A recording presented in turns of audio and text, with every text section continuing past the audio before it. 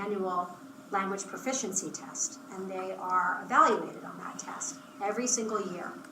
And Maine is one of 2 states in the consortium that has an exit score of 6. Used to be We're the only one. We're the only one now. It used to be Maine and Wisconsin. Out of 37 states that do WIDA, 38. 38. So states have a choice to what language proficiency, test they're going to use, and Maine is a WIDA consortium state, and so we use the access test. And so level 6 is the highest exit score, and so that's another big topic for discussion, which is other states have chosen to say at a level 5, you have quote unquote exited. You no longer have to take this annual assessment, and you are free to go, basically, in a sense. And students have gotten very vocal in Portland about this exit score because they feel like they have shown proficiency, and they do what's called plateau. They get to a certain point, and literally kids are at 5.8, and they just can stay there. And every year they have to take this test. And as they get older and they get more vocal and more pissed off at the man, they're just like, I'm not taking this. And so it's really interesting, and I kind of like it because they're finding their voice and they're finding their ability to advocate for themselves. So that's really, really good. And there's a lot of reason to have this bar high, which is that, as long as we have a really high standard, we know that we're doing our work, and that we are infusing language into our content classrooms, and that we are teaching teachers of content to also be language instructors. So it's this really interesting debate, and it has a lot of interesting aspects to it. What we want to talk about in today's workshop is really about how do you take that data and have it work for you in terms of differentiating your instruction, and how does it help you collaborate with a content teacher or collaborate as an organization with a public school or with a school. Jane will speak to mine. Yeah, Robin doesn't like this slide. This slide is basically just so that in case people don't know, that there's this. Hand up over there. Oh, I'm sorry. Yes. Yeah. I was just curious how these particular areas of performance relate to Common Core, and if so, is this something you can do for like the whole class, or are these performance indicators broad enough to infuse. Well, the Common Core now has speaking as a component, and that's leveraged our work quite a bit. Yes. Because it's always been, as content teachers, I'm going to teach to the Common Core, and if it doesn't fall in the Common Core, then you have to do it in your own class, or we don't really need to own that. So the Common Core, one aspect that's been really helpful for language learners is that now speaking is a component, an expectation in classrooms. And so speaking is one of those language domains. So we use these with content teachers because when they design lessons or assessments, they need to be able to differentiate those. And so does it weave into the Common Core? Yes, but it's not, the teachers aren't using this as the central framework. could you? Yes. Is it Yes. enough to use? Why not just use it? That way everybody can be excited about it. I mean, if we're expecting ELL kids to be able to perform to this, then certain English language learners, like English as your first language, students should be able to. And I think moving forward, we'll be able to speak that out a little more because we do have some examples to show you.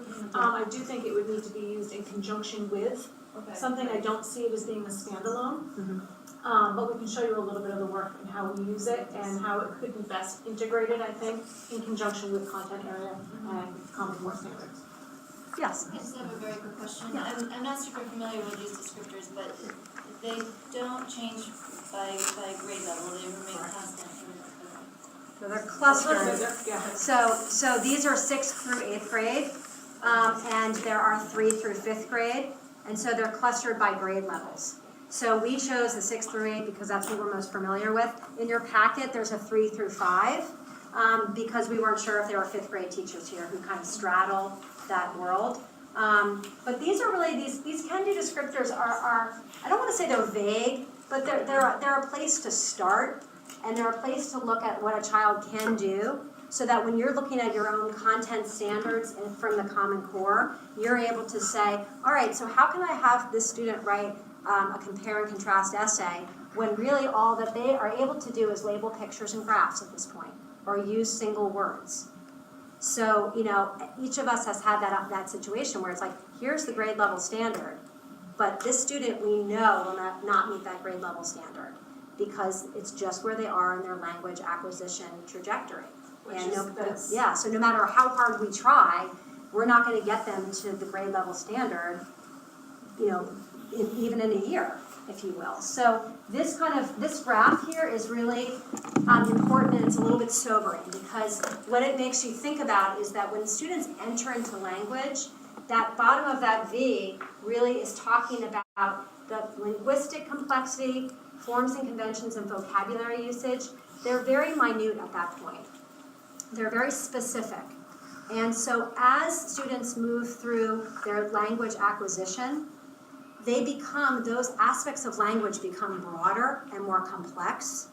And so movement for students in levels 1, 2s, and 3s is often quite quick because they're learning words, they're excited, they're engaging, they can make these small micro movements, but it's where they get to 4, 5, and 6 where they often start to plateau.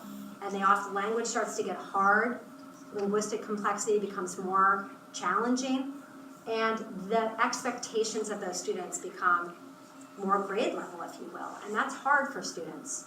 And so this graph is really just to show you that language acquisition is something that changes over time, but as students become more proficient, the demands become harder, and so that's where we need to really, those students are often in content mainstream classrooms, and that's where they are, and that's why it's so vital that you're here, because we need to start seeing ourselves as language teachers, whether we're an ELL teacher or not. We need to know that language does not, exist in a bubble, and that it's happening all around us.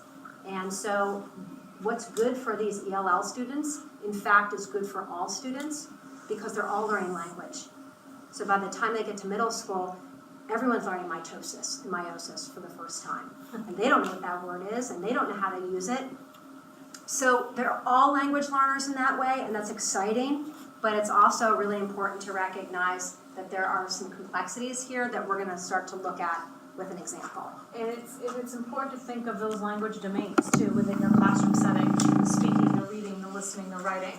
Thinking about how those are used in your classroom. How often are you allowing students to speak? Are you just standing in front of the room and you're talking a lot and they're relying on just listening to everything you say? Really, really important things. And this is a real life example of how we use our can-do descriptors.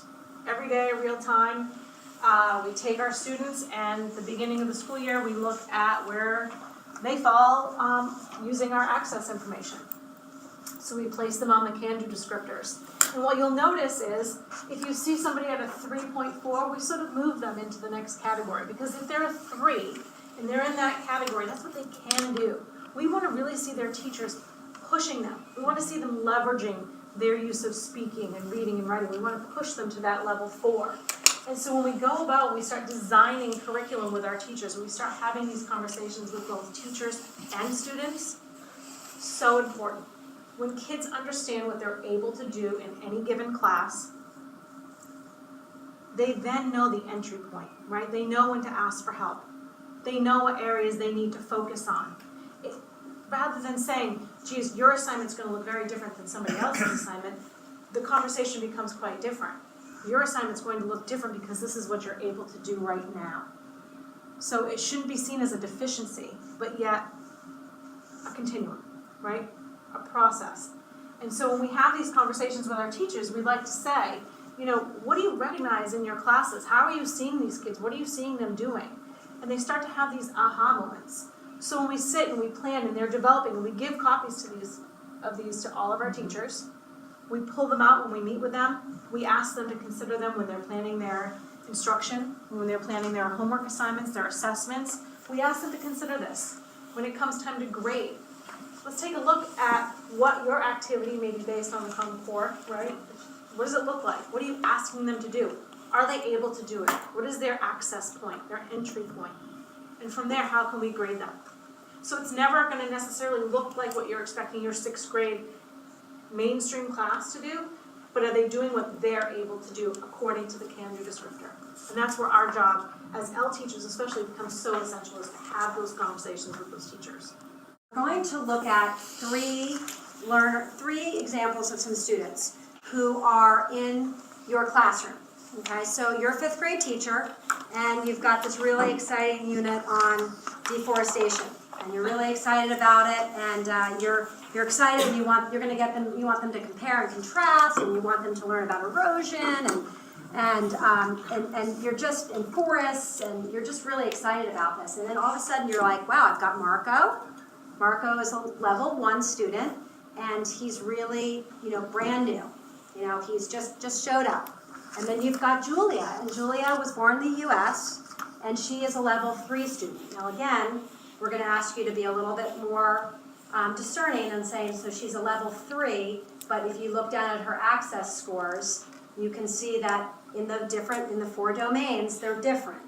So she's just, as a composite of 3, but she has some different strengths going on there. And then we've got Amita, and Amita is a level 3. So what we're going to ask you to think about here is that although those 2 students are level 3s, if you dig into their profiles a little bit, you're like, whoa, their backgrounds are pretty different, and their ability to access language is very different.